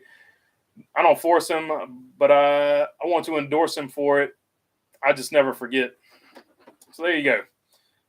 Hopefully I didn't get anything wrong when I was responding to it. Sorry about that, Douglas. Sunoco was on the Donahue car too, right? Yeah, the Roger Penske Camaros for was that SCCA? Was that SCCA? Or was that IMSA, the Penske Camaros? But yeah, for sure about that. Burton will get kicked to the curb once Harvick retires and goes to the booth. That's possible. I think Kevin Harvick's a really good commentator. I am looking for if Harvick decides to do that. I am looking forward to that. What do you see as the fix for Bristol steering rack woes? Old home guy. Oh man, I don't know. Go back to drag link instead of rack and pinion. I don't know. I don't know exactly what you do to beef up a rack and pinion steering system other than make really beefy components for that particular track. I don't know, because you're just going to have to really beef it up some way. Maybe that's one race they run with drag link. I don't know, which probably is impossible. Every time I talk about something with the new car, everybody's like, that's impossible on the new car. So it's probably impossible on the new car. M. William 213, Dale Earnhardt kind of mentored Jeff Gordon at plate racing. He was good friends with Mikey, and he was Junior's dad. So over the decades, super speedway races were dominated by Dale Earnhardt and friends. I agree with that. There's no doubt about it. He was actually pretty friendly with Jeff Gordon behind the scenes, but they wanted to keep the rivalry up because it was good to basically sell T-shirts and for PR. Worst finish on road courses with Cole Custer is a 23rd at Coda, and 23rd at Sonoma, 21st at Watkins Glen, 11th at Indianapolis road course, and 9th. I'll tell you, he's been really good on the road courses this year. Yeah, he's a good driver. He's just had a bad season, and he's always been a pretty decent road course driver. Douglas Serrano, I appreciate it, buddy. Sorry, I didn't read the whole thing there. Trans Am, Penske Camaros, Trans Am, all Trans Am series. Okay, so there you go. Mark Wachowski, the announcing booth could use a guy like you, regular, with knowledge to get the job done. I don't know if I'm quite ready for that. I would have to spend a lot of time honing, doing color or something like that. It's a little bit of a different skill, but I'm up for it. I would try it, maybe at a local short track or something like that. But I'm definitely not ready for prime time as far as that goes. Those guys are good at what they do. They just have some stuff that they can improve on. I'm not trying to trash anybody as far as that goes. I prefer Boyer's goofing off over Burton squealing. I like Clint Boyer. Like, a lot of people don't like Clint Boyer as an announcer. I like him as an announcer. I think he does pretty good. I think American Airlines should also sponsor Matty D. That would be pretty cool. Those would be good colors too: silver, red, white, and blue. That would make a pretty cool looking car, I think. Let's see. Mark Wachowski says you're ready. Maybe. I mean, they threw Junior in there, but I think Junior he watched a bunch of races and got good. He studied a lot of iRacing and how they were announcing on there. Jeff Burton is also not ready for prime time, says M. William 213. Oh man, we're jumping on Jeff. Jeff's a good guy. Like he had some issues with Ross Chastain this season for some reason, but he normally does a pretty good job. But since he's been teamed with Dale Jr., it has been a lot of screaming and a lot of who said what, because they do have a very similar pitch and tone. The only reason he got 23rd at Coda and a 21st at Sonoma was because of a spin. He got spun out by people in both races for no reason. He gets to drive through for some reason like they're not even there. I mean, that's pretty much today's racing, unfortunately. Although we did get a break from it at Talladega, thank goodness. But it is what it is. Hamlin is making a list with everyone. Just ask William Byron, LOL. Says JD Mayo. They actually clowned on him on the Dale Jr. download. Mike Davis and Dale Jr. Clowned on him. They said that he's always talking about he's going to get this payback, and he's making a list, and the list just keeps getting longer. It's like one of those CVS receipts you get. It just keeps getting longer and longer, but still I don't see anything getting done. And Mike Davis was trying not to take the bait, but eventually Mike Davis had to say something. So they're definitely making fun of Denny Hamlin, tongue in cheek. Obviously, they're friends with Denny Hamlin, but they're poking a little fun at Denny Hamlin. He keeps saying he's going to give this payback, but then he never gives this payback.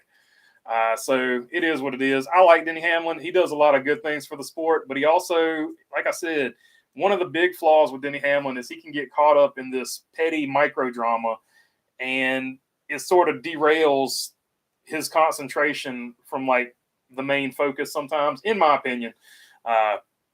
He's won more races than I'll ever win, you know. So like he's really good, but he does seem to get sucked into some of this petty drama sometimes, and it seems like it derails his focus from the main attraction, which is winning a championship. Let's see here. Clint Boyer's life was changed by someone making a bad decision. Yeah, for sure. That was very, very, very unfortunate. The Clint Boyer situation, but you know, one of those deals that happens. Let's see.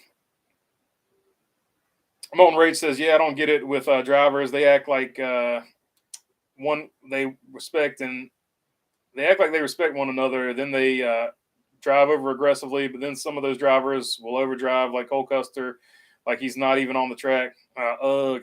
So yeah, young guys get drove over all the time, and then when they drive back over a veteran, the veteran complains and makes it look like it was the young driver's fault. It happens all the time.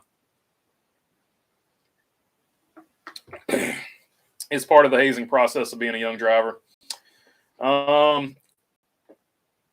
Old home guy says Hamlin is the payback. Mark Wachowski says Denny is all of a sudden Mr. NASCAR spokesman. He needs to concentrate on his championship run, says Mark Wachowski. Yeah, I would agree with you, but because it's safety, I kind of see where he's coming from. But some of the other stuff that he has gotten derailed about, I mean, it sucks, but I would have just moved on and focused on the championship. Douglas Serrano, I would like to see Hamlin win the championship. I would like to see him win a championship at some point, because he's sort of getting into this like Mark Martin territory, and I'm not comparing him to Mark Martin. I get it. Everybody loves Mark Martin, and I'm not comparing Denny Hamlin to Mark Martin. I'm just comparing this aspect that both of them have a bunch of wins and they haven't won a championship. So from that perspective, he's getting into Mark Martin territory. once again, I'd like to reiterate, I am not comparing his talent to Mark Martin's talent, but they're in that territory where they're basically champions. They just haven't won a championship. I would have no problem with either one of them being first ballot Hall of Famers. I think both should have been first. I'm pretty sure Mark Martin was a first ballot Hall of Famer. So I have no problem with them being first ballot Hall of Famers. And in my mind, I do consider both of them champions, especially with this new, ever since the playoffs were introduced. I don't even know how to quantify or compare drivers from this playoff championship generation to previous generations. So that's just something we'll have to work through going forward. Good luck with that. Hopefully NASCAR does the right thing with the points. I'll say about it. I'm not going to harp on them. Hamlin forgot which list he put Byron on and thought it was the good people list and started working with him. Yeah, that was pretty funny. They had the dust up last weekend. Then this weekend, basically Denny Hamlin, I don't know. Denny Hamlin helped every single driver. But then I don't know if you saw when Ross Chastain got in front of him, Denny Hamlin would always leave a gap like this big, like on your TV screen, like this big. He absolutely refused to push Ross Chastain any more than he had to not lose track position. He would not give Ross Chastain the big push. He was basically trying to get a good gap between them, so at some point he could figure out a way to dump Ross Chastain. It was pretty funny to watch. But basically everybody else, Denny Hamlin pushed the heck out of him, and I think he was making a point to Ross Chastain there, like I'm not going to wreck you, but I don't have to help you. The old Batman line from The Dark Knight. Let's see. Danny Moore, your beard is almost like his. And B said, respect the beard. Yeah, so getting a little beard love here tonight. I appreciate it, fellas. I think Noah Gragson matured and it changed his driving style forever after the incident with Sage Karam at Road America. Yeah, to an extent. But Noah he's always going to be one of those guys that's a wild card. Just hopefully he doesn't do anything unsafe. He's always going to be aggressive, though. He's sort of like Ross Chastain. They're always going to be aggressive. You just don't want them to get crazy as far as safety goes. So, yeah, I agree with you. He's cleaned it up since then for the most part. Hamlin is always forever a bridesmaid, never a bride, no doubt about it. Danny Moore, debate this. If Davey Allison would have lived, Earnhardt would not have 7 championships. It's hard to say, man. So if Mark Martin hadn't gotten thrown out for that stupid weld rule, he wouldn't have 7 championships. But you also have to look at it. If he loses one of those championships, does it make them do something different? And then they go – it's just one of those situations where if one thing changes, you don't know how other things are going to change in the future. So that's the problem with hypotheticals. Do I think Davey Allison would have won a championship? Yes. Do I think Dale Earnhardt would still probably have 7 championships? Yes, because I think Dale Earnhardt would have pushed. He would have done whatever it took him to tie Richard Petty, and he was still in his 50s. In his 50s, he was still competing for championships. I think he finished second to Bobby Labonte the year before we lost him at Daytona. So I think he would have done whatever he had to do to get 7. It just might have been a different set of years that than he currently has now. So it's just so hard to say. I mean, if David Pearson had run, you can always do the hypothetical game. If David Pearson had always been a full-time racer instead of being a part-time racer, does Richard Petty have 7? So there's always that. But I do think Davey Allison would have won a championship, at least one. The interesting thing I always thought with Davey Allison is, would Jeff Gordon and Dale Earnhardt have been as big? Because if Davey Allison was in that mix, I think you would have had a 3-headed rivalry, because you would have had Davey Allison with the Fords, and then you would have had the 2 Chevrolets with Dale Earnhardt and Jeff Gordon. So I think there's just so much that would have been different if he hadn't passed. And also you got to throw Alan Kulwicki in that mix. Alan Kulwicki was the person that started using engineering in that era. So what would Alan Kulwicki have figured out car-wise? Would we have seen the twisted system in the 90s instead of the 2000s? Would Alan Kulwicki have figured stuff like that out? So there's all kinds of stuff you can look at as far as stuff like that goes. Old home guy, to be great, I think Denny Hamlin needs to be out of Gibbs to prove himself somewhere else, maybe his own team. to compare to Mark Martin. I don't compare him to Mark Martin. I was just saying because those are the two most famous guys that don't have a championship. You could also throw daggum, his name just escaped me. Junior Johnson. You can throw Junior Johnson in that mix too. Junior Johnson never won a championship, but definitely one of the greatest drivers to ever live. And Mark Martin was too. And I think once Denny retires, he will be looked at more favorably. He's already starting to win over some people that didn't like him. So let's see. Earnhardt was on his way to number 6 when Davey passed away. Yeah, that's true. Let's see. He might not have gotten 7 if Ernie didn't get hurt. I mean, yeah, that's what I'm saying. And there you go. That's the one I was looking for. Mark Wachowski. What if Tim Richmond had lived? So there you go. I mean, there's the what if game. You just never know. I can't tell you what would have happened. I can only tell you what happened on this timeline that we live in. But it does suck that all those drivers passed away because they were all super talented. Throw Rob Moroso in that mix as well. I mean, we can go down the list, and it's unfortunate we got to go down this list. But Kenny Irwin, Adam Petty, who are we missing here? I mean, there's tons of talented guys. Blaze Alexander. I mean, there's tons and tons of talented guys that we can throw out there. And it's unfortunate, but I do think Davey Allison would have won a championship. Tim Richmond definitely would have won a championship. Yeah, I don't know. What if Cale Yarborough hadn't have left Junior Johnson? He would have 6 or 7 maybe. He would have at least 5 because I think he would have won the same 2 that Darrell Waltrip got. Darrell Waltrip have a championship if Cale Yarborough didn't leave Junior Johnson and sort of semi-retire. Like there's just all kinds of stuff you can play with that. And Cale Yarborough, whenever you mention greatest drivers of all time, nobody brings up Cale Yarborough, but they definitely should bring up Cale Yarborough because Cale Yarborough kept racing. He would have hit probably 100 wins, and he probably would have 5 championships. So he would have numbers similar to Jeff Gordon. So I don't know. You guys have got me thinking. Like that's why I don't like doing hypothetical stuff because it's just like golly, we could go on for days with that. Oh man. So I'll just put that one in the can. Respectful driving doesn't exist. Old drivers want to complain about it. I agree, but when you got guys like Custer who drive respectfully and get run over, it's done. It's never coming back, unfortunately. Yeah, I mean Custer's gonna have to stick up for himself if that's what's happening. Have you ever watched the race for the championship series? If so, what do you think of it? I think it's pretty good. Camaro 50. I've seen about 3 episodes of it. I need to catch up on it. I know the Iceberg just made a video about it. I haven't seen that yet, but I really want to watch it because I think he's going to have some. He always makes pretty interesting points. He's a really good YouTube channel. If you're not following him, and also Elite Precision 29, he's really close to 1,000. So if you check out his channel and you like what you see, go ahead and hit that subscribe button. I'd love to see him get over 1,000 because he does really good stuff too. But the Icebergs, I need to watch his on the race for the championship series.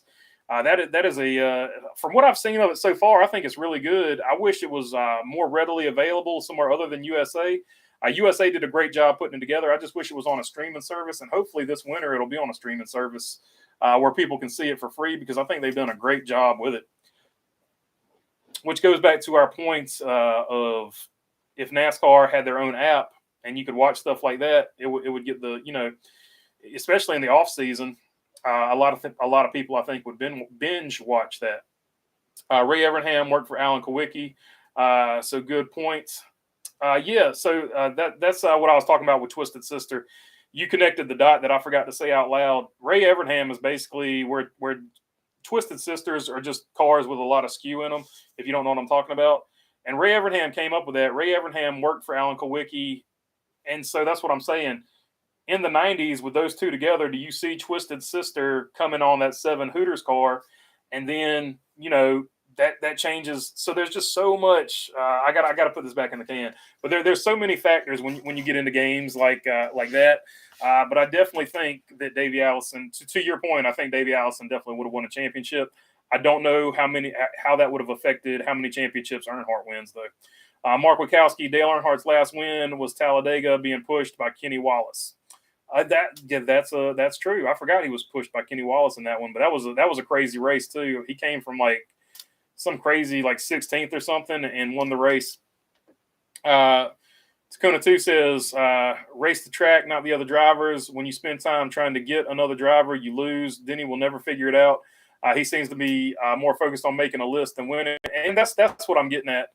If you just run your race, that's what they say about revenge, right? The best revenge is just to live a good life, and that will drive your enemies crazy because you're not thinking about them and you're just doing your own thing. So I think that's good advice to live by. Not always. I mean, if somebody keeps messing with you, like if somebody just keeps running you over, you're going to have to pay them back. But so far, these situations, with the except, I mean, depending on your perspective with the Ross Chastain stuff, with the exception of Ross Chastain, the list that Denny Hamlin's making, sort of very distracting for very little contact in some of these situations. AJ should have been in that car at all the races this year in Cup, says Danny Moore. I don't disagree with you, and they have fixed that situation for next year. So they figured out what they did wrong, and they fixed it, Danny Moore. So they fixed it for next season. So he will be next season. And nothing against, Daniel Hemrick and Noah Gregson, but AJ Allmendinger is more experienced at this point and the better driver of those three. Old home guy, imagine Kawicki and Yates. Oh, golly. Yeah, so what if you got the Roush Yates power and Ray Evernham stays with Kawicki? I mean, you've got Paul Andrews there. You have Ray Evernham as the car chief, Paul Andrews as the crew chief, and Alan Kawicki as the driver and basically lead engineer. That's what I'm saying. These things can go insane. Danny Moore says, good point to Kona 2. Douglas Serrano, I think Dale Jr. would have won a championship if he had Steve Letarte on the box for another few years. It's possible because they were starting to put something nice together there. Danny Moore says, maybe if Dale Jr. had Chad Knaus. Oh, man, that's another good debate. A lot of people have always debated that. They've done it with Jeff Gordon, too. How many championships does Jimmy Johnson win, if any, without Chad Knaus? And how many championships does Jeff Gordon win if Ray Evernham stays with him? Or would he have won as many if Ray Evernham had never been his crew chief? That's another what-if game people like to play a lot for sure. And somebody like Dale Jr., if he had Chad Knaus, would he have gotten a championship? It's hard to say. Junior got messed over by a stepmother. He would have won with DEI. They were really close that one year, and then he got fined a bunch of points for saying the S word, which was so stupid, by NASCAR to fine him points for something he said on TV. That was stupid. That was one of the dumbest moments in all of NASCAR. Mark Wachowski says, you have to race the track, but you must also race the guy behind you and in front of you. Yes, I mean, sometimes that's what I'm saying. As long as you're not getting run over on a consistent basis, you shouldn't be making lists. Just keep your mind clear and race your race and go for the championship. Junior would have got a championship with DEI if he would have stayed. He probably would have got a championship with DEI if Dale Earnhardt had lived too. So, like, once again, the what if game. Check out Iceberg's video to Risa Earnhardt, the Wicked Witch of the South. That is a good video. That is one of the first videos I ever saw by the Iceberg, and that thing is definitely good. I think it's got over 1 million views at this point, if I'm not mistaken. Paul Sayers says, how about a segment of where are they now? Like, where is Sterling Marlin? Sterling Marlin is racing in Tennessee. He has Parkinson's disease really bad, but he is still able to race his super late model, and he races it maybe at Kingsport. I can't remember what track he races at, but I want to say it's maybe Kingsport or somewhere in Tennessee. If it's not Kingsport, then it's maybe the Fairgrounds. I don't know, but he races short track races in Tennessee, and he's got a super late model. He can communicate, but I don't think he can talk so much anymore. Unfortunately, he has, like I said, been stricken with Parkinson's. So if you want to lift him up, feel free to lift him up however you feel comfortable doing that.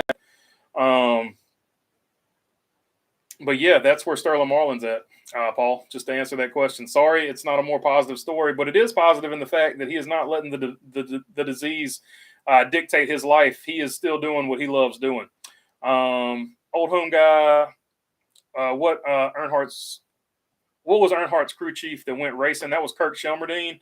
And he was actually on the Dale Jr. download as well. So if you want to check out Kirk Shelmerdine, just Google or just go to YouTube and type in the Dale Jr. download with Kirk Shelmerdine. Let's see. Danny Moore says maybe just one. Let's see.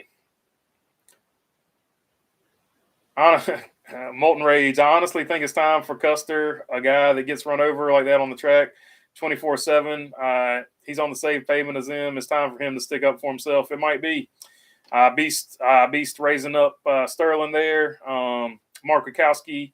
Bill Elliott is really proud of his son. Oh, no doubt about it. Like that's probably one of the most awesome father-son combos of all time.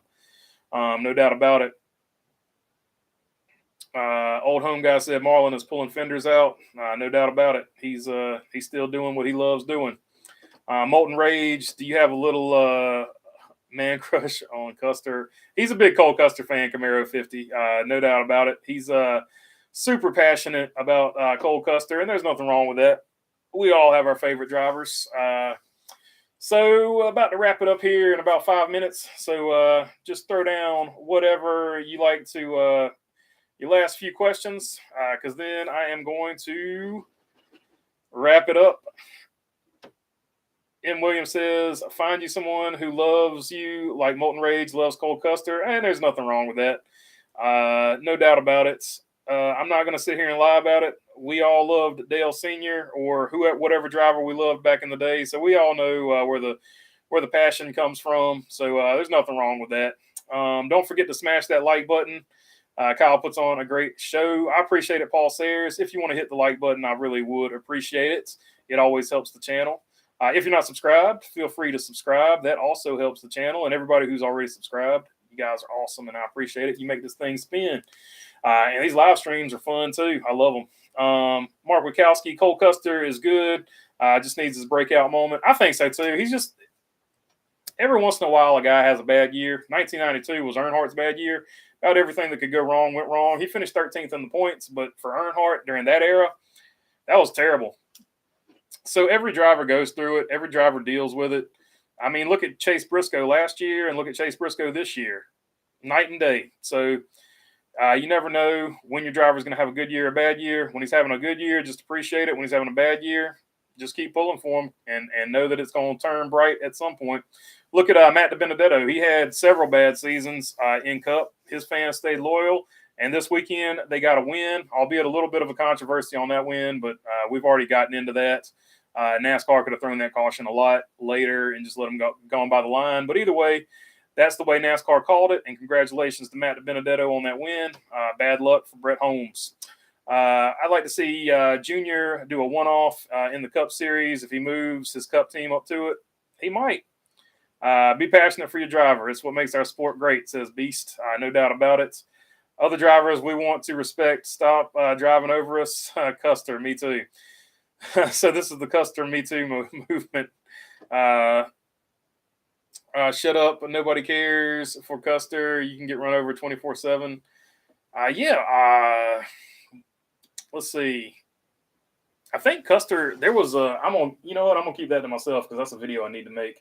I've forgotten about it, and I'm glad I just thought about that because I need to make that video. Hank Parker Jr. Was great in the booth. Yeah, Hank Parker Jr. was he was a sneaky good race car driver, and then he just disappeared, and he was good in the booth, and now he's just doing his own thing, making money with the family. So I wished he had raced in Cup because he was a pretty good race car driver. Camaro, good night, BB. Great show. Liked and smashed that like button. I appreciate it, Camaro 50. Out on a limb for a new champion this year.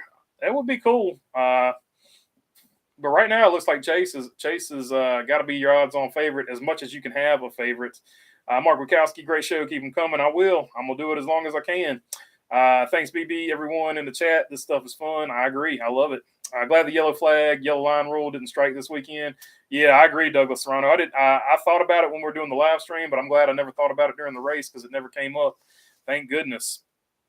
Speedway Anywhere, love your gig. Unfortunately, I usually don't have to watch the repeat, but I caught you live tonight. That's cool, Speedway Anywhere. I'm glad you could catch it live. Anyone notice Larson being overly honest lately? I think he's just getting more comfortable. I feel like he was of his own doing, but I feel like he was very guarded about what he said, as you can imagine anybody would be, because he was definitely, he put himself in a bad situation. So I think he's being more of himself now. Not every driver is a Wreck Wilson, Wreck Wilson or Hut Strickland when they have had bad luck. Some get better. Yeah, Hut Strickland's a super nice guy, though. I never met Rick Wilson, but Hut Strickland's a super nice guy. Larson hasn't been himself all year, says Josh Kruger. It's just hard to compare Larson this year to last year. Larson last year had one of the best seasons in everything he drove of any time ever. It's just going to be hard to keep that level up. That level is almost impossible. So he hasn't had a bad year. He's had 2 wins. He's top 5 in points. So, I mean, he's had a decent year. Larson needs to win. His wife is low on shotgun and beers. Mark Barnum says, Beast, I appreciate it, man. Tacona 5, I appreciate it. You guys are awesome. Thank you very much. Man, you guys are cool. I appreciate it. Molten says, yeah, people for some reason do not like Cole Custer and blame him for everything. If he has an issue that's not his fault, they still find a way to blame him. It's annoying. He's so overhated. Overhated. There are some drivers that are out there that are overhated. Mark Martin, fan for life. Awesome show. Always like. Larson said, what the F are you talking about to reporters on Saturday? I didn't catch that, but I'm going to have to look it up now. I appreciate it, M. William 213. I'm going to check that out. Glad the yellow line rule didn't strike this weekend from all series. Oh, no doubt, Douglas Serrano. I hate that rule. I'm with you on that, Douglas. I hate that rule. It brings nothing to the sport, and I'll leave it at that. He also said NASCAR isn't doing their job, and they need to demolish Texas. Well, I agree with him on that on both those counts. The safety issue was brought up by the driver. They didn't do anything about it until they had to, until the public perception of it went negative. And Texas needs to be reconfigured because the people of Texas deserve a better race than that track has recently been putting on. This week, I appreciate it, old home guy. I'm going to need it. I'm just going to go out there and try to make all the laps. It's the last race of the season, and it's my first race. So I'm just going to go out there and try to make all the laps and have a good time. I appreciate it, Camaro 50. Thank you very much. Just going to go out there, try to make all the laps, have a good time. And I'll try to get some content from it. I don't know how much I'll get because it's just going to be it's just going to be fun. Larson said about Texas, demolish and start over, says Douglas Serrano. Yeah, I agree with him on that, 100%. I live in Dallas area, and I agree. If they don't fix it, turn it into a bass fishing lake. That would be a good idea, Beast. No doubt about it. And that's what I'm saying. There's so many good race fans in Texas. They deserve a better – and they tried to make that a nice track. I'm not saying the way the track is run is poor. It's just that the product it gives those fans is not what they deserve. My conspiracy theory is that NASCAR keeps the yellow line rule to create more crashes and more drama, not prevent them. Ryan Perez, that's probably a good point, and there's probably some truth to that. Can't prove it, but it would be on par for basically what NASCAR has said. They're into the sports entertainment game. So that's it. I'm going to wrap it up with that one. I appreciate all you guys. Thanks for your time. Peace.